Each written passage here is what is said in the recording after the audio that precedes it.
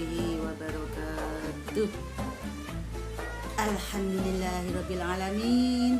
Anak-anakku yang soleh dan solihah, kita dapat bertemu kembali dalam pembelajaran bahasa Indonesia. Untuk pertemuan kali ini, marilah yang kita bahas adalah menyusun teks inspiratif.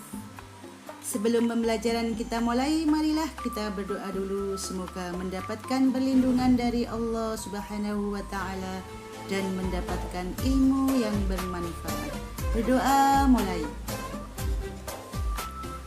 Berdoa selesai.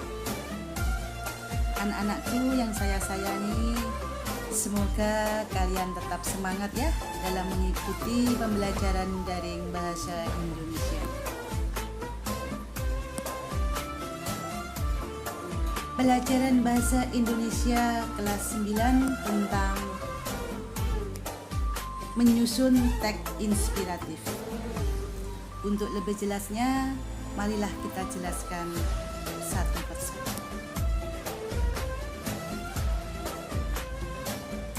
Menyusun teks inspiratif, KD yang kita pelajari adalah 4.12.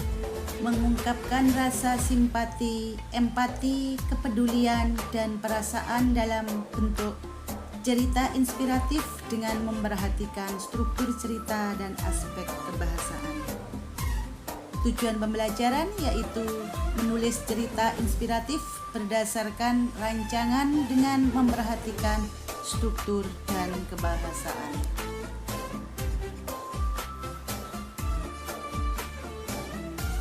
Langkah-langkah menyusun teks inspiratif. 1. Menemukan tema dan amanat.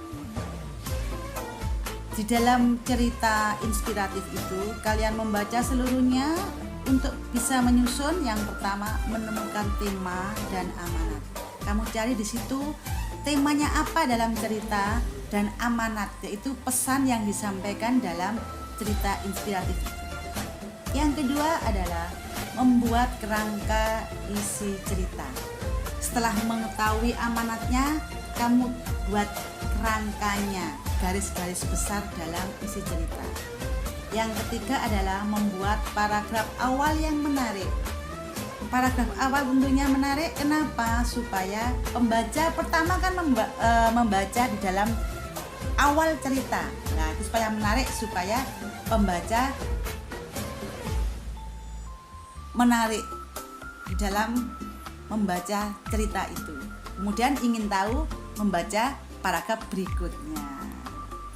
Yang keempat adalah menggunakan bahasa yang ringan dan mengalir. Maksudnya ini bahasanya jangan terlalu berat, jangan terlalu sulit, supaya mudah dipahami oleh pembaca. Yang kelima adalah melibatkan emosi secukupnya. Maksudnya menyentuh perasaan. Ya, kamu tuh perasaan yang kamu cantumkan, yang kamu susun di situ secukupnya, jangan terlalu membuat emosi yang berat. Maksudnya seperti itu. Yang keenam, ending, akhir cerita harus istimewa. Nah, bagaimana ceritanya harus istimewa? Supaya apa? Membuat kesan yang baik bagi pembaca. Kemudian pemilihan judul. Anak-anakku yang saya sayangi, mengapa pemilihan judul diletakkan di akhir? Karena apa? Judul itu harus setelah kita membaca keseluruhan, baru kita menulis judul. Itulah langkah-langkah yang ditempuh dalam menyusun teks inspiratif. Syarat-syarat menyusun teks cerita inspiratif. Yang pertama, membawakan momen aha kepada pembaca. Maksudnya, membawakan momen aha ini bagaimana sih? Maksudnya supaya cerita itu bisa kelihatannya wow. Nah, itu loh maksudnya ya. Yang kedua, menyentak langsung hati dan pikiran pembaca agar tetap semangat menjadi lebih baik. Maksudnya di sini menyentak langsung hati dan pikiran pembaca. Maksudnya setelah menyusun yang pertama supaya wow, nah, cerita itu kelihatan wow. Nah, supaya itu yang kedua, membuat pembaca agar semangat untuk mengikuti cerita berikutnya. Yang ketiga adalah cerita mudah dipahami meski bermakna mendalam. Kalau sudah dipahami, bingung pembaca itu apa sih maksud cerita ini. Nah, kalau sudah dipahami kan semangat ya. Berikutnya langkah-langkah menyajikan cerita secara lisan. Nah, bagaimana kalau cerita inspiratif disajikan secara lisan? Yaitu bacalah cerita inspiratif tersebut secara seksama, dibaca keseluruhan secara mendalam. Yang kedua adalah tentukan ide-ide pokok cerita sesuai dengan alur dalam cerita. Ide-ide pokok di dalam cerita itu kamu tentukan untuk sesuai dengan alur dalam cerita. Berikutnya, kembangkan kembali ide-ide pokok itu dengan kalimat sendiri. Maksudnya ide-ide pokok, kalimat-kalimat yang menjadi inti itu kamu kembangkan sesuai dengan kalimatmu sendiri, tidak sesuai dengan, yang penting maknanya tidak merubah dari makna asli dalam cerita. Itu kalau disajikan secara lisan. Hal-hal yang perlu diperhatikan dalam menyajikan secara lisan cerita inspiratif. Hal apakah itu? 1. Isi cerita disampaikan sesuai dengan isi cerita yang dibaca. Apa yang telah kamu baca, kamu ceritakan.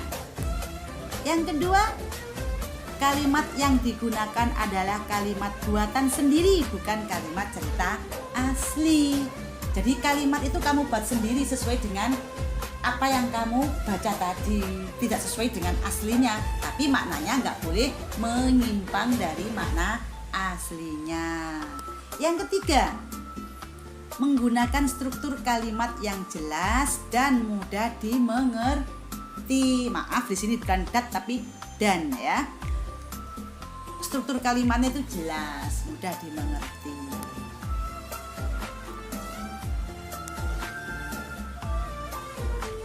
Demikian penjelasan tentang menyusun teks cerita inspiratif. Mudah-mudahan kalian memahaminya dengan baik dan bermanfaat. Amin. Saya ucapkan alhamdulillahirabbil alamin. Penjelasan sudah selesai.